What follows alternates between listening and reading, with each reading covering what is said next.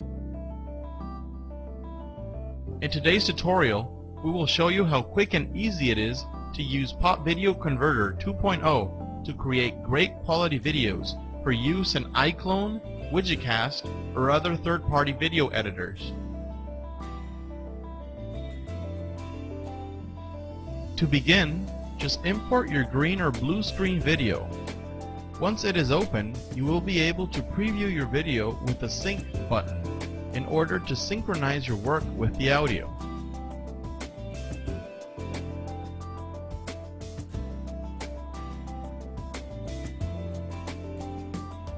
On the top, you will find the rotate buttons to correct any unintentional camera positions.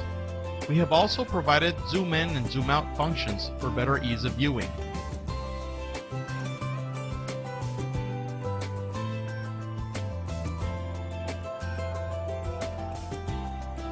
To begin the process, go to the Auto Mask panel on your right. There you will find the one-click chroma key button. This will automatically remove your background. You will also notice that there is a green screen and a blue screen button. Choose the one that applies to your video. On the left side of the screen, you will notice 3 video preview options: mask video, source video, and transparent video. The mask view will allow you to preview your mask video in real time. You will also be able to preview your pop video, in other words your transparent video, as your results start coming along.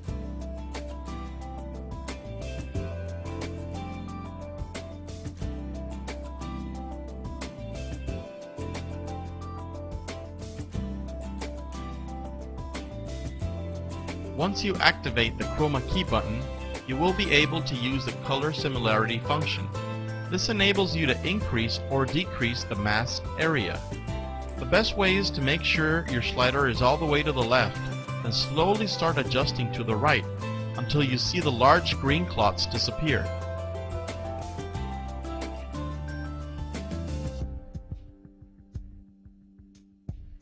After using color similarity, you will need to readjust for small details with the Edge Restoration tool. This will help you restore small tears and imperfections along your target's edge.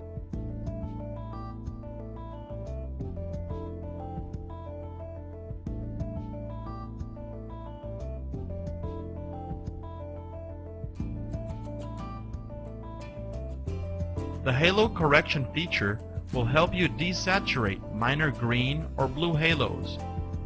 This will change unwanted green or blue light that surrounds your target. The idea is to move the slider until you find a gray balance between Magenta and the halo's original color.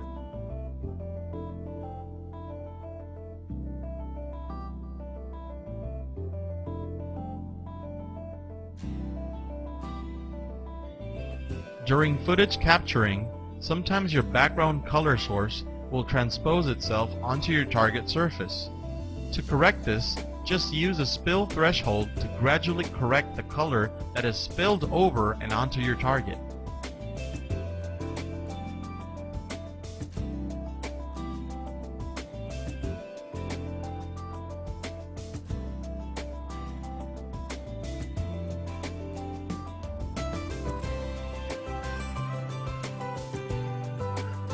The transparency feature is often used to correct see-through issues with hair and glass, but you can also use it to restore certain mask tearing that occurs during the process. The idea is to use all the necessary tools to create the best finish in your video.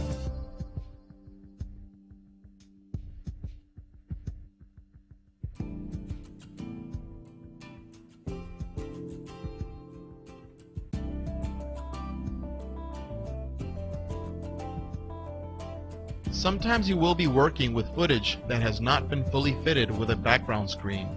In this case, just use the mask brush settings to mask out those unwanted areas. You can also choose a mask out color to give you a reference on the areas you wish to exclude. Once you are done, the tool will automatically remove the areas you brushed over.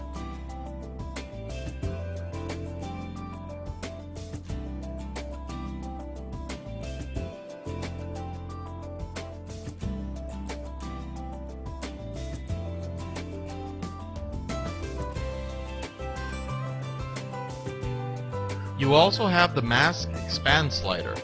This will enable you to increase the edge around your target for better viewing and detail fixing. The color of the mask edge can also be chosen. This is very useful in order to help you blend your target with its future background. So if you plan to later drop your target onto an orange background, then just set it into your target's edge for a seamless fit.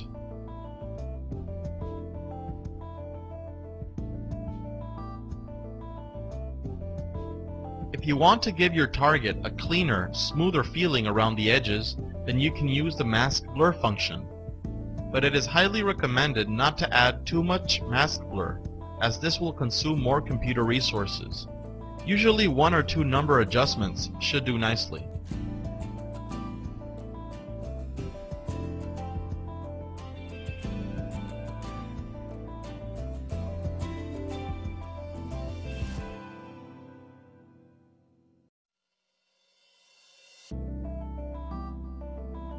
Once you have finished tweaking your parameters, it is recommended that you thoroughly review your video with a mask view or transparent view. You can play the entire length of your video with sync on in order to synchronize your audio while you playback. Or you can choose sync off to do an automatic frame-by-frame review without audio. If your computer doesn't have enough processing power, then we recommend you preview on sync off. You can also do a frame-by-frame time review with your arrow keys, front and back. If there is any mask tearing or quality issues in your preview, then you would need to return to the previous steps to do further adjustments.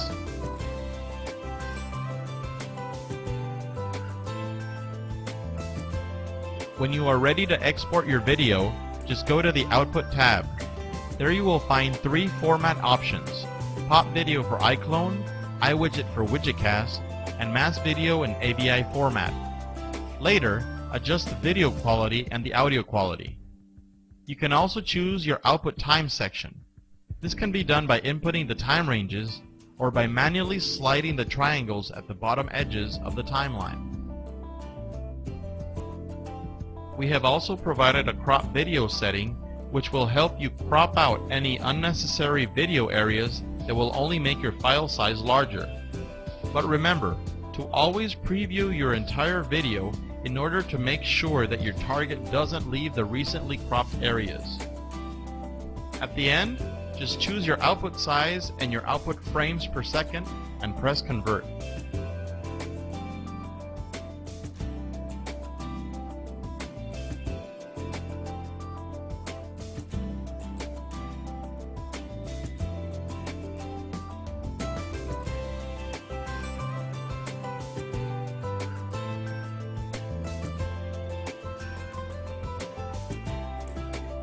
Once you finish converting your project, feel free to transport your video to its respective program. In iClone 4, we are able to simply drag and drop the finished popVideo file as a billboard. This allows us to bring any real-life host into a virtual 3D environment.